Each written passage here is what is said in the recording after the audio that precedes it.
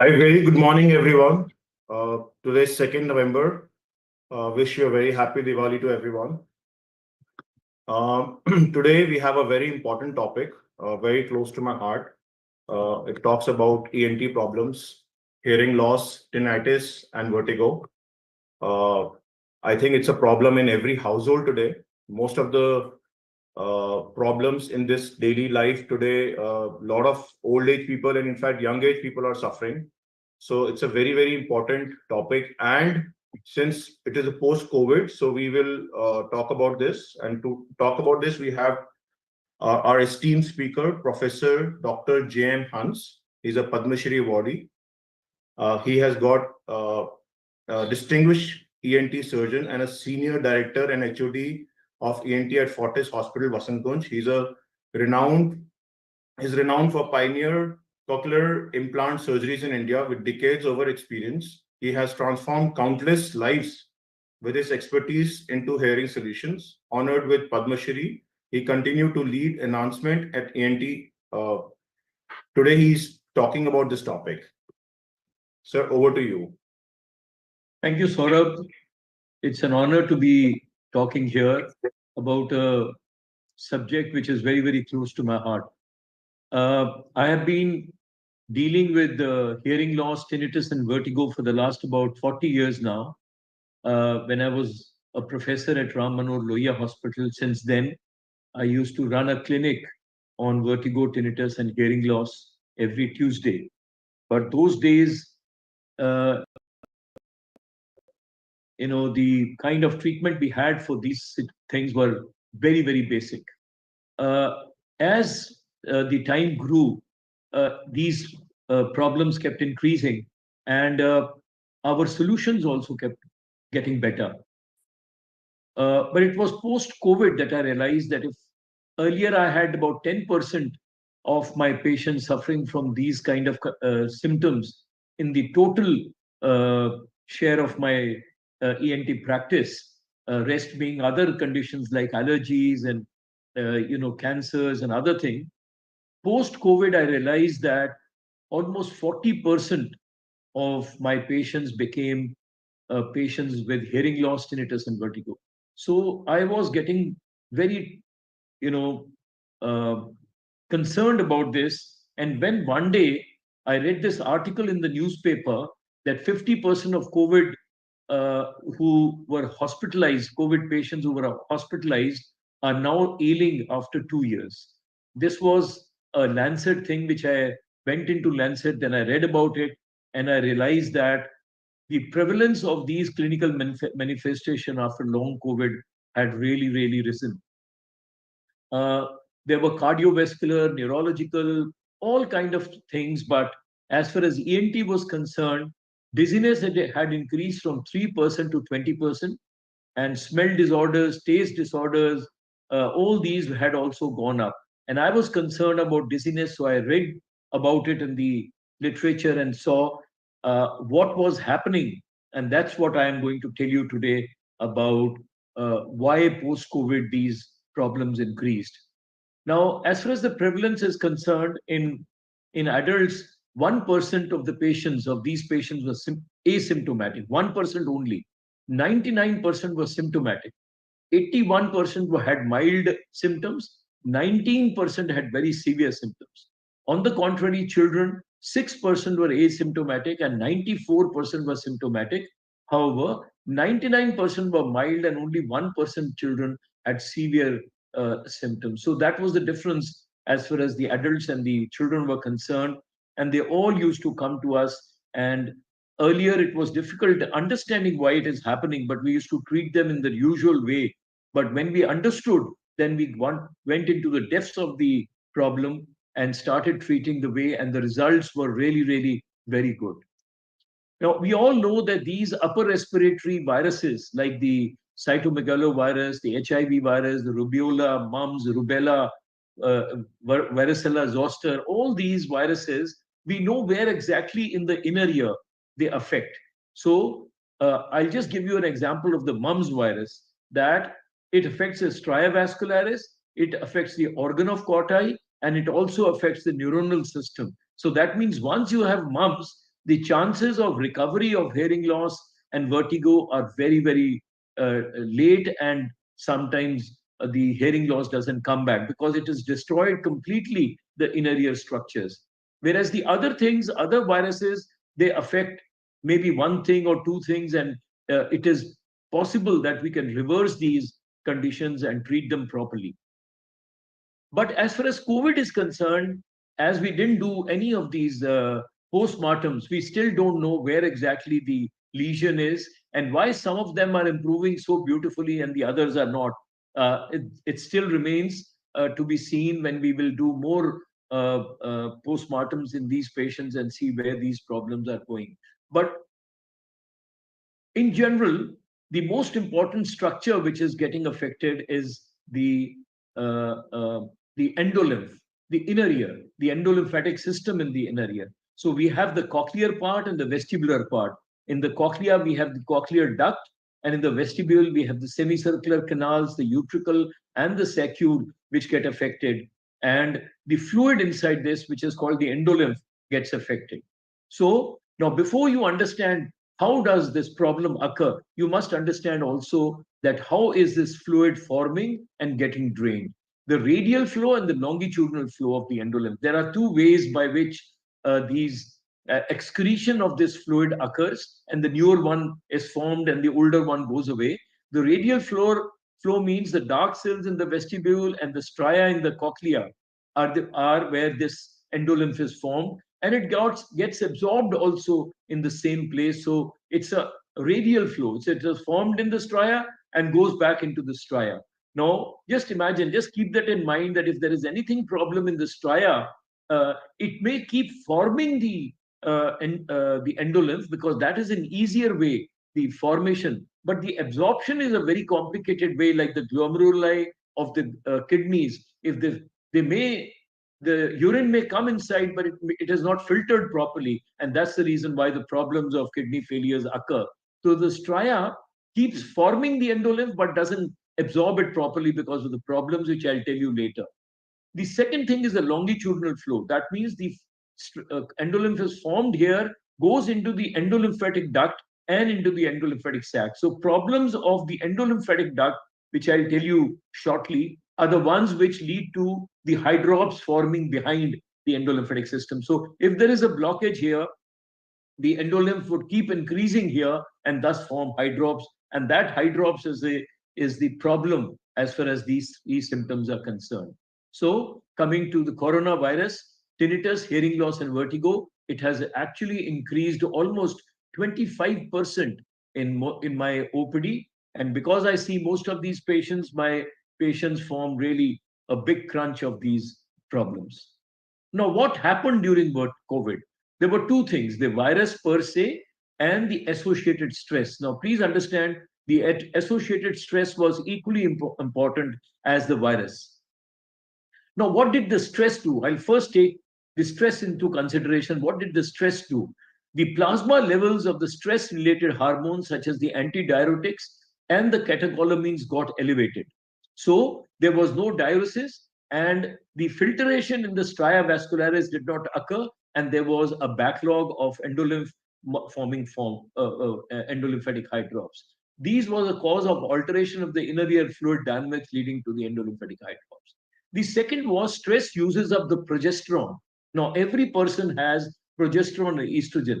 Ladies have more estrogen, gents have more progesterone, but they have these ratio of progesterone and estrogen. Now, stress uses up the progesterone to manufacture the stress hormone called cortisol. And this leaves with a relative excess of estrogen. So it is this estrogen which causes the whole problem, as it does in contraceptive pills and pregnancies and etc. So stress also. So when the progesterone levels go down, there is a comparatively increase in estrogen levels causing the whole thing. Stress also leads to vasoconstriction, and the vasoconstriction in the stria vascularis becomes a cause of this endolymphatic hydrops, leading to the problem and the symptoms. Disease may also worsen the emotional state. You get anxious, you get hyper, and which in turn may worsen the symptom perception. So when you have that problem that the dizziness may come, the tinnitus may bother you throughout the night, you get more apprehensive, and that's how the symptoms get really, really bad. Now, just a word about the estrogen levels. Now, what does the high estrogen levels do? They lead to increase in blood viscosity. This may lead to sluggishness of the blood flow in the stria vascularis. I hope I told you what is stria vascularis. It is the blood circulation of the inner ear where the endolymphatis is formed and is absorbed. This causes a reduction in the fluid absorption in the stria vascularis, leading to endolymphatic hydrops, which happens in pregnancies, contraceptive pills, and stress. The low estrogen may lead to loosening of the otoconia, thus giving symptoms like BPPV. So menopause, when we have menopause and the lady comes to us with imbalance and a benign paroxysmal positional vertigo kind of a vertigo, we have to understand that it may be because of low estrogen in the body, and we have to do the assay, the progesterone estrogen assay, and see if the estrogen is less, we may have to replenish it. Whereas on the other side, we'll have to give the other hormone to balance the two hormones, and thus the side effect of estrogen may reduce. What does the virus do? Virus has three ways affects the inside of the cochlea. The direct damage, as I told you, it may affect directly the stria vascularis, the organ of Corti, the neurons, etc. But it also induces an inflammatory virus response. So any virus would lead to inflammation of the intracortical, intracochlear structures, leading to a debris, inflammatory debris which floats there. It goes and gets stuck into the endolymphatic duct, which is predisposed to these obstructions, and a backlog leading to an endolymphatic hydrops. Lastly, it causes immunosuppression. The virus causes immunosuppression, leading to increased susceptibility to bacterial infection. So if you don't treat it in time, the virus would lead to bacterial infection, and that is the ultimate. That will completely destroy the intracochlear structures and irreversible damage, and leading to hearing loss, tinnitus, and vertigo. Now, there are always predisposing factors. Why does one doesn't suffer and the other suffers? That is because this person probably was predisposed. Like if we have genetically predisposed to cancer, blood sugar, hypertension, then if the environment is such, stress environment or other environment, we will get these conditions of cancer and other things. So here also, genetic plays a big role. So if you are predisposed genetically to get these problems, you will get them immediately. Autoimmune, allergies, very, very important. Allergies cause an inflammatory response inside the cochlea, leading to these conditions. Ototoxic drugs. So if you're already on ototoxic drug and there is lesion inside the cochlea, like aspirin, catecholamines, etc., there is a problem that the virus will go and get stuck there and lead to further damage. Anatomical variations of the mastoid, and I'm talking about the Trotman's triangle. This Trotman's triangle area harbors the endolymphatic duct. So if it is narrow, the endolymphatic duct would be narrow, it will kink, and leading to problems of endolymphatic hydrops. And last but not the least, the hormonal variations, which I've already talked about, very important. You have to keep that in mind. And if the patient is not getting better, get these hormonal assays done and treat them properly. Now, what were the most common conditions seen? The most common conditions seen were the endolymphatic hydrops, which I today don't say Meniere's is an idiopathic disorder. There was always some endolymphatic hydrops. And if stress is what the Meniere's is causing, it doesn't mean that it is idiopathic. Then we have BPPV, vestibular migraine, we have labyrinthitis, we have vestibulopathy. So these were the five major conditions, but all of these have to be diagnosed precisely to be treating them properly, because all these conditions have a similar symptomatology, but the treatment is totally different. One drug may not be benefited in one condition, but it will be like a very good drug for the other condition. So we have to, what happens till today was that if you don't do these investigations, don't diagnose this thing properly, then what happens? People just keep giving Vertin, Stugeron, Stemetil, Finargan. They are all vestibulosedative drugs. It further sedates the vestibule and leading to what is called a vestibulopathy. So it is. I give an example always that if a friend of yours is depressed and in the evening you give him alcohol, he may tide over that evening, but later next morning he'll be further depressed. So don't give vestibular suppressant drugs for very, very long time. Diagnose the condition and then treat it properly. So earlier, 20 years back, we only had history and maybe the audiometry to tell us what this problem probably is. But today we have CC, we have ECOG, electrocochleography, VAMP, vestibular evoked muscle potentials, impedance, very important. You may say, why? Because this is primarily sensory neural loss. No, if there is a mixed loss and the impedance is normal, the chances are that probably this is inner ear conductive loss. That means the time taken for the sound wave to travel from the stapes to the organ of Corti increases because of endolymphatic hydrops, leading to what we call inner ear conductive loss, and thus a mixed loss. Lastly, we also have to do a complete vestibular assessment. We have to do these other tests to find out if it is only one condition or there are multiple conditions existing. So if we keep treating one condition and don't treat the adjoining conditions, the associated conditions, then we will not be able to treat the patient properly. And that's the reason. It is because of these tests that we are able to stage our problem, like the prodromic stage, the fluctuating stage, the disabling stage, the stabilized stage, and the contralateral ear stage. Now, why this staging is important is because we can treat and we can give prognosis to the patient properly. If somebody has come at a disabling stage, these three conditions are reversible.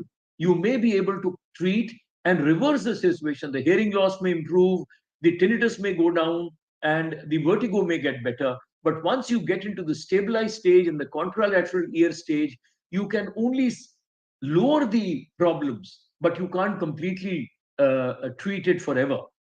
So that's the thing. And the different permutation combinations can actually, the audiogram, CC, and the ECOG can give us what stage the disease is, what scenario the stage is, and if we have a stage in front of us, we can tell the patients, no, you have come late.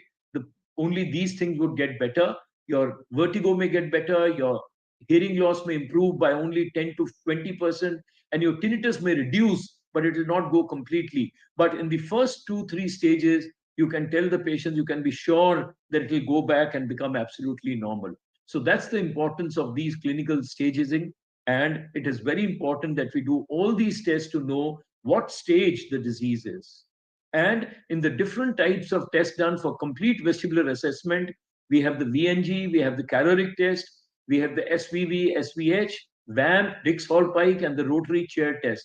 We in our clinic have all these latest tests to diagnose, to rule out conditions like vestibular migraine, BPPV, etc., along with endolymphatic hydrops. So even BPPV, as I'll tell you later, are about 15 different types. Earlier, we used to know there is only one type, and we would do applies and try to treat the patient, but the patient would not get better. Today, with these instruments, we can actually find out which type of BPPV out of the 15 you have is this, and we can treat them properly. Yes, other tests are also required.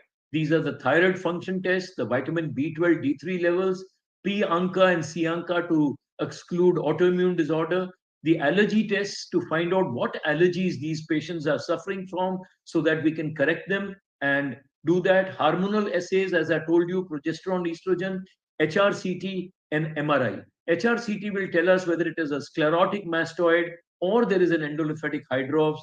MRI will tell us whether there is intracanalicular schwannoma, which is pressing onto the drainage of the inner ear, leading to a backlog, leading to what we call as secondary endolymphatic hydrops. So these things are important, and to know the diagnosis and give the prognosis, all these conditions are very, very important. Just a word about what these three conditions are, which are the most common one, the endolymphatic hydrops and the Meniere's.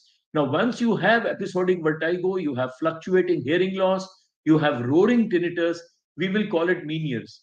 But we have to diagnose this condition much earlier. And blocked ear and vague symptoms, which I'll tell you, are what endolymphatic hydrops is all about.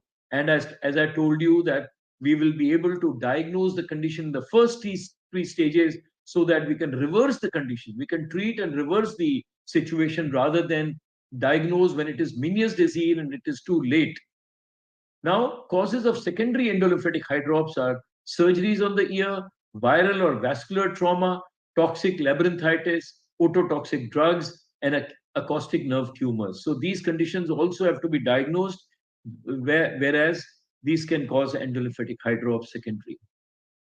Now, the most important part is that most damaging, this condition is most damaging in the first year. So, if you have overlooked the symptoms and not treated the patient in the early stages, when there is oral blockage of the ear, deep seated ear pain, burning sensation in the ear, and feeling of fluid in the ear, if you don't diagnose them when the patient comes to you with this and say, no, no, there is nothing wrong, the audiogram is normal, the CC is normal, you may miss. So ECOG is very important. And at this stage, the ECOG may be positive or borderline, and you have it in mind that there is a problem which is there and you have to treat that. Other conditions are Tullio phenomenon and hyperacusis. Hyperacusis is a very, very thing. The patient will tell us that I get disturbed with sound and noise, and I can't bear it. I have to go and sit in a quiet condition. And every time you will think probably it is only vestibular migraine. No, it could be in the early stages of endolymphatic hydrops, and this has to be treated in time. Tinnitus, hearing loss, vertigo, by the time it is late, and the chances are that you will not be able to completely reverse the situation as you do in the early stages. So diagnosing in the early stage is very, very important. And as I say, mostly affects the pars inferior. That means the cochlear part. Gravitationally in the body, this is the lower part, and that's why it is called the pars inferior. So the first most important symptom is the tinnitus. Don't overlook tinnitus. What we used to say earlier, that tinnitus is an idiopathic condition. No, nothing in nature is idiopathic. There is always something. Nature is trying to tell you, like the tsunamis, like the uh, the rains which are coming and the floodings which is happening. This is all telling us that global warming is occurring, and if we don't take this seriously, one day it will be a disaster. Similarly, tinnitus is a precursor. It is just telling us that there is a problem. Please look into it. Don't say, no, you'll have to live with this. Don't say that there is no problem. Please try to find out, because this is nature's way of telling you there is a problem occurring, and don't say it is idiopathic and you can't treat it. So it is the endolymphatic valve or the bast valve which doesn't let the endolymph hydrops go into the vestibular part in the initial stages, and you may not have vertigo. You may have only tinnitus till it bursts, the valve bursts, and it goes into the vestibular system also, and you have vertigo. So variance, please understand the variance of endolymphatic hydrops, which is vague symptoms, cochlear or vestibular hydrops, endolymphatic hydrops, and lastly, but not the least, the Meniere's disease. But you should also look about drop attacks. Suddenly the endolymph increases, it bursts into the perilymph, and you have to mark in otolithic crisis or rupture of the membrane, leading to sudden mixing of the endolymph and perilymph. So it is drop attacks, very, very important. Some patients will just come with drop attacks. They are sitting and suddenly they fall and they get a severe vertigo. And after 2-3 hours, once the endolymph drains back and the whole system comes back to normal, they may improve. But every attack will keep reducing their problem, increasing their problem, and the hearing loss and tinnitus may keep increasing. Now, coming to another condition called the paroxysmal positional vertigo, the BPPV. Please understand it can be in the canal. These are the canals, the canal lithiasis. The otoliths can be in the canal. The otoliths can be in the cupula. Now, these are the cupulas. The three are the cupulas, the opening, the ampullary system. So, the otoliths can be here. So, when you combine these two conditions, the right, left, the anterior, lateral, and the posterior canal, the cupula and the canal, there could be 15 types of BPPV and the multi-canal types also. And there is a different repositioning maneuver to remove these otoliths and put it in the utricle, which is called the dustbin of the ear. There are different repositioning maneuvers, and you should know exactly what type of BPPV this is. Otherwise, what people do is keep doing the applies and leading it to a multi-canal BPPV, which becomes a very, very difficult situation then to treat. Lastly, I'm talking about vestibular migraine, the headache associated with dizziness, ear pain, and tinnitus. There is an abnormal electrical signal in the brain leading to hypersensitivity to stimulus. So it may mimic as a hyperacusis as seen in endolymphatic hydrops, but it is only hypersensitivity. There is no hyperacusis. The predisposing conditions are less sleep, too much TV, computer, phone, etc., foods like MSG, chocolates, aerated drinks, and alcohol. So again, you have to diagnose this condition by excluding the other conditions and treat it properly, and also tell the precautions, which are very, very important. Now, the management. The most important is management, and only drugs cannot treat these conditions. Only drugs cannot. Psychotherapy is very, very important. You will have to tell the patients, yes, we have diagnosed it properly, and now you will be better. It depends upon what stage you are, and that's how time will take. Medical management and surgical management. Earlier, we used to do sac decompression surgeries, vestibular neuronectomies. Today, with modern medicine and intratympanic installations of steroids and gentamicin, we can treat that without doing those destructive conditions. Now, the drugs are beta histine, paracetamol, diuretics, and steroids. I will talk first about beta histine and paracetamol. They both are vasodilators. Uh, this hinders vasospasm, improves microcirculation of the intracochlear structures, and similarly, beta histine also does that. So, as I told you earlier, the most important thing in stress, and these are all psychosomatic disorders, induced disorder, the most important thing is stress leading to vasoconstriction. And that's the reason why the other drugs, what we give, the steroids, what we give, don't even reach this area. So, first and foremost is to give these two drugs so there is vasodilation. The drugs can reach that area properly and treat the. So, vasodilators like beta histine and paracetamol are very, very important. The diuretics are very important because if there is endolymphatic hydrops and we don't let the endolymph drain out, we will not be able to treat this condition. Steroids are anti-inflammatory. They remove the obstruction in the endolymphatic duct. They increase the stria vascularis circulation. And as I told you, if you give them orally, there are side effects of increased diabetes, increased body weight, acidity, etc., etc. So intratympanic is the best way to do it. And today we are treating almost 80% of patients in the early stages completely. They become normal because it reduces the inflammatory process in the labyrinth. It restores the normal functioning of the stria. It regulates the inner ear de novo protein synthesis.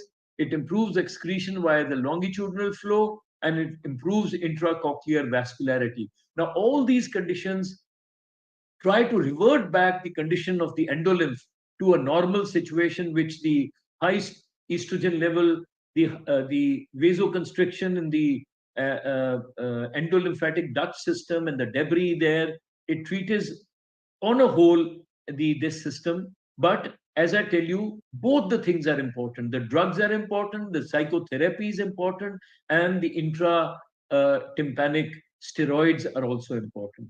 And this is how we give it. You give it under the microscope or endoscopically also given. Can you see here the fluid is put inside and the patient's head is tilted to the same side so that otherwise it will go out of the station tube. And you ask the patient not to swallow and not to talk because that would increase the excretion for the station tube. Just ask them, the patient, to lie down there for 25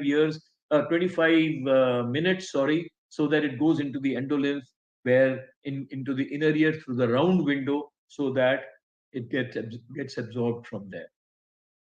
Yes, intratympanic decadron is very important in acute tinnitus, sudden sensorineural hearing loss, endolymphatic eye drops and Meniere's disease. For chronic tinnitus, sometimes these things don't work, and we have to match that tinnitus and give a masking app. Very good thing. We give a masking app and we give it in the phone of the patient, this app, and he can just put it in the 1 hour in the morning and 1 hour in the evening, and the tinnitus goes away. Because most of the time we know that tinnitus now becomes a phantom noise. There was a disease and now the brain is not forgetting it.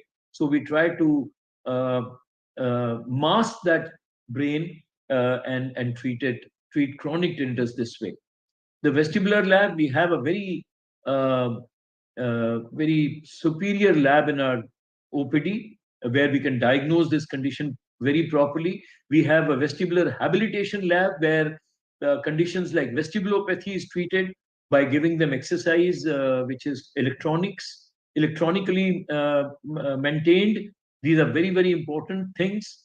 And we have this clinic where all these conditions have done. We have a CBCT head, we can do an HRCT temporal bone immediately.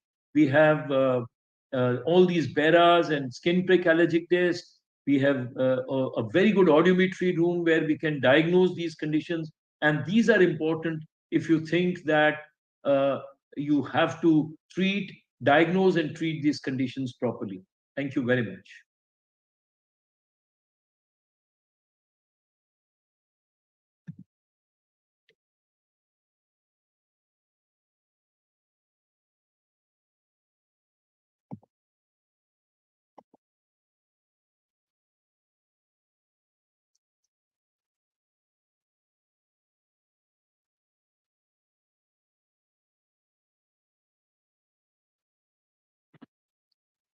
Hello. Yeah, Saurabh. So thank you so much. We can close the screen now. Yeah, okay. So wonderful audience, sir. I think a very important topic, as I was sure about it. So we have Dr. Chong here and we have Dr. Maria. Dr. Chong is the chairman for CMAAO and Dr. Maria is a president. So before we can move forward, I would like to invite Dr. Chong for comments. Dr. Chong, please, your comments. Thank you, Professor Hans, for your wonderful talk on the vestibular system. Thank you. We Thank see you, Dr. actually, Chong. yes, thank you. By the way, happy Diwali. Happy Diwali to you too. Thank you very much.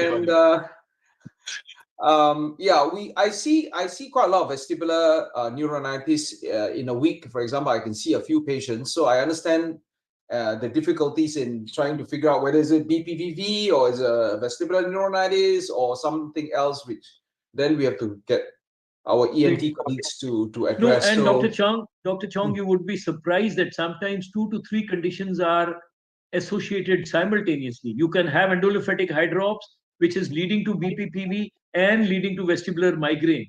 I give an example that there is an aeroplane with a malfunctioning engine, and the pilot is able to fly that thing, but suddenly there is a storm which comes, and he is able to tide over the aeroplane through that also. But after he comes out of the storm, he has a very bad headache. And I give the example of this being as vestibular migraine, which was primarily because of the endolymphatic eye drops and the BPPV for so many months and weeks. And you have to diagnose that all these 3 conditions simultaneously. You'll have to treat them, otherwise the patient will keep getting the episodes again and again. Yeah, I myself have on occasion done the Apne's maneuver for my patient, which was quite a useful thing. Even I've done that. So yeah, I appreciate what you've just summarized for us today. It's actually, sometimes we feel very helpless about this vertigo condition. We feel very helpless, but you can see that it's very debilitating for the patients. And even I have this gentleman who is still suffering the after effects now 3-4 years later. He's still not completely, not completely with it, but much better, almost 99%, but still not. See, BPPV, I'll tell you, BPPV is like that, have you seen that toy in which you shake and the particles go in the fluid there? Exactly like that. So what happens is these patients don't move, don't shake their head so vigorously. They start living like that. And the otoliths are lying in one corner, and the moment they have a head shake, the BPPV comes back again. So they have to be put back into the utricle, diagnose and do a proper maneuvering and put it back into the utricle, so where they need to be. Thank you, Professor Hans. And I'd like to get Dr. Kalima, who is our president of CMAAO, to say a few words. Dr. Kalima? Hello, hello everyone. Hello, ma'am. Sir, Hans, for that very enlightening lecture. Indeed, we have to focus on this side effects of COVID because it's here to stay with us. Yes, Even it is. pandemic. And I note that you've been tracking at least an increase of this side effects, Professor. Yeah, too many of them. You know, as an ENT guy, we have this loss of smell, loss of taste, but not because I am particularly dealing in the inner ear for the last 25 years. I was the first one who started the cochlear implants in India. So inner ear is very, very close to my heart.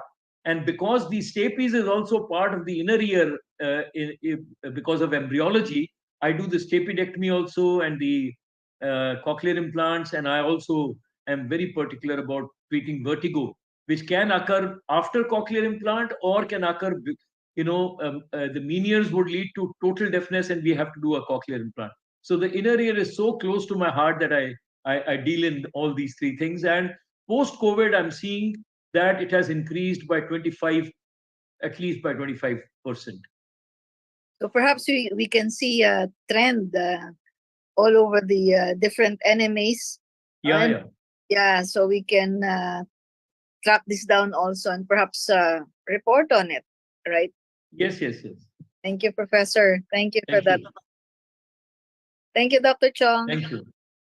Thank you, President. Thank you, President. Thank you. Thank you very much. Do we have any questions from the floor? We have a question online on Facebook which says that, is it safe to carry the medicines for vertigo, which is probably Vertin or Strujon, for a lifetime? Is it safe to carry that medicine? Never. The vestibulosedatives like the cinerazine should never be given. Stemetil, cinerazine, Finargan. These are all vestibulosedatives. Should not be given for more than 1 week. The vestibulostimulants like the beta histine can be given for a longer period because in longer period they have an effect of vasodilation also. So they are vestibulostimulants. The cinerazine, like Stugeron, etc., are vestibulosedatives. We should not be given for more than a week at all. That's safe for those who are driving or doing other. Absolutely. So even Vertin? So the Dr. Hans, the treatment differs in case it is non-COVID or COVID. No. Same.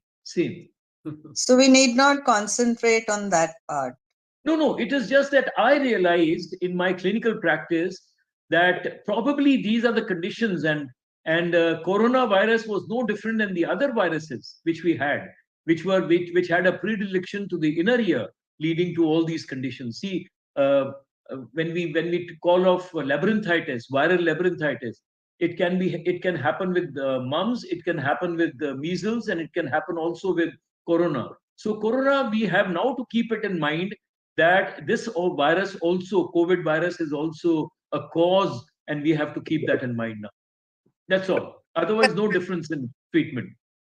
Professor, I would like to recognize Dr. Norby Martinez in the audience. He's a prominent ENT specialist in the Philippines. Perhaps, Martinez, you'd like to ask a question? First of all, I would like to congratulate Professor Hans for a very extensive lecture on this topic, hearing loss, tinnitus and vertigo. Just like Dr. Hans, the inner ear is close to my heart. I've been in practice in this field for almost 33 years. Oh, nice meeting you. Yeah, so congratulations. Thank you very much. We have encountered this type of patients as well. especially in the outpatient section, and more so in the emergency room, patients suffering from acute vertigo. Unfortunately, a lot of these patients are misdiagnosed as stroke. So these patients will come in and will have a CT scan or MRI, and BPPV patients undergoing a CT scan, even patients with vestibular neuritis under CT scan, even MRI, they are uh, underdiagnosed or overdiagnosed. So that's a problem, no? So it's very important for our emergency room physicians to have a clear understanding regarding the HINTS test and the maneuvers, the big sulfite maneuver, as well as the treatment FD maneuver. So thank you, and I'm glad that you touched on this topic. Thank you so much. No, and sir, I would like to tell you that unfortunately for the ENT, 85% of vertigo is because of the labyrinth. But we are the last ones and the most delayed ones to get these patients. By the time the patient has developed multiple conditions, as I told you, he had endolymphatic hydrops and now they also have vestibular migraine. So they are in a miserable situation. They have gone through the cardiologist, the neurologist, the psychiatrist also. Can you believe there are many patients I've got who had psychiatric problem labeled as psychiatric conditions for very, very long, and they got treated, and they had only a multi-canal BPPV, and they got treated and they became better. By the time 8 months, 9 months, the husbands were fed up of their wives. If they were wives, nobody did the estrogen levels in post-menopausal conditions. Nobody even diagnosed that, and they were labeled as psychosomatic. Professor Hans, you'll be happy to know that I do a Dix Hallpike test for all my patients with dizziness. That's very important, sir. That's very, very important. That's very, very important. Yeah. So if you have the Frenzel's glasses also, that will be a beautiful thing. I don't have those, but I just do the Dix Hallpike test. It's quite simple to do. I mean, no, that's it's very a very good. simple But thing. the Frenzel's glasses can actually stop the visual fixation and reduce the nystagmus. So if you have Frenzel glasses, your diagnosis would even be better. I'll look into acquiring a pair of those. Yes, sir. Anything else from the floor, Dr. Kalima? Just like to acknowledge Dr. Hector Santos, President of the Philippine Medical Association, the audience. Dr. Santos, welcome. Thank you. Good morning. You saw each other in Helsinki. So, Dr. Hector, you have any comments? Yeah, I'm yet to see any real success with the but I've been working through my contacts. Okay, Dr. Hans, I think a repeat question from that person. This person is on Vertin for last 4 years now. No, we have to diagnose it. We have to diagnose the condition. Vertin is like giving paracetamol in fever. Please understand. We have to diagnose whether it is malaria, typhoid. What fever is this? Giving Vertin is like giving paracetamol for long. We don't know what kind of fever is that. So that fever is to be diagnosed, that condition is to be diagnosed, and then treated properly. 4 years is a big time for having not diagnosed the thing properly. Yeah. Okay. Dr. Akhtar Hussain, you are here. You want to make any comments? Dr. Mukti, you're here. You want to make any comments? And anyone else on the floor want to make any comments? I have a question. Sure. Yes. No, thank you. No, any good. Yeah, I am an oncologist, and I have come across 2 patients. One was like 45 and another is 38 years old, and diagnosed with tinnitus and severe there was a sensory neural loss, and this patient underwent educated patient, so they underwent investigations very fast, and they were diagnosed as vestibular schwannoma.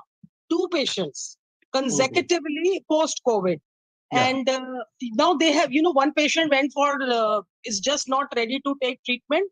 The second patient has taken steroid injections in the ear, and then he was given radiotherapy. He was given static radiotherapy, this gamma knife.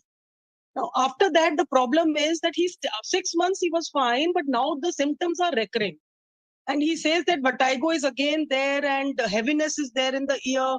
And his shoulder on the ipsilateral, the side of the lesion, his shoulder is having reddish lesions, over the deltoid. So I don't know if, I mean, with the vestibular schwannoma, do you have any kind of these kind of picture? Have you seen anything like this? Yeah, see, as I told you in my lecture, that vestibular schwannoma can lead to the obstruction of the venous drainage of the inner ear, leading to what is called a secondary hydrops. So very rightly, it has to be treated not only by the gamma knife, intratympanic decadron to increase the outflow of endolymph also, and the treatment in the form. Secondary hydrops will be treated as secondary hydrops, and the schwannoma would be treated. Now, unfortunately, after a gamma knife, there is a fibrosis in that area in the sheath, further leading to blockage of the venous drainage of the inner ear, and the vertigo and the hearing loss may persist. So you have to keep treating these patients with long-term Diamox and intratympanic decadron SOS. So whenever they have a problem, give them intratympanic decadron, give them Diamox, reduce the salt intake, the stress intake. So all these conditions, though it is a secondary hydrops, because of the schwannoma has to be treated, but also the secondary hydrops has to be treated simultaneously.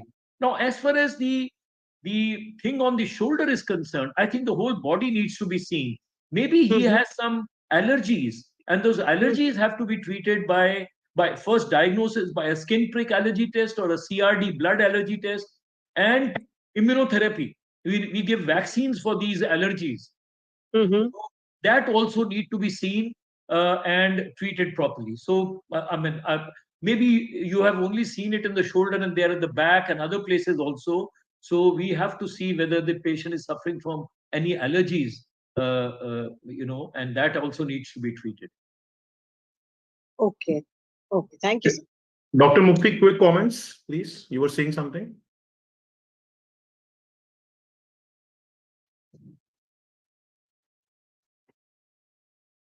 Dr. Hussain? No comments. Thank you. Okay. So I think we just have one comments in the chat box, which says, very interesting topic, Dr. Hans. Thank you. I've been treating many cases post-COVID, POTS, for long COVID. All parts are coming together. Dizziness from POTS also can mimic BPPV, common with many generic conditions. This is Dr. Anjali Agarwal. So, I think you should put this on the YouTube. This should be very, very important for those who could not attend. Absolutely, sir. It is on YouTube and it is on almost like 6 platforms right now. As we talk, we are on LinkedIn, we are on Facebook, we are on YouTube, and I will share all the links. People who want these links will come on the email also. I will send you the link, sir. Thank you. Thank you very much. So if you don't have any comments, any forward, I think Dr. Hans has to rush to the hospital. He had an appointment at 9, I think. So thank you, Dr. Chong. Thank you very much for being there. Thank you, Saurabh. Thank you, madam. It was nice to have you all. Thank you very much. Thank you, Dr. Hans. Thank you. Appreciated your lecture. Thank you. Thank you very much, sir. Thank you very much. Thank you. Thank you, Dr. Hans. We'll see you again. You've been very helpful for us. Thank you so much. Thank you. Thank you. Very much. Thank you again.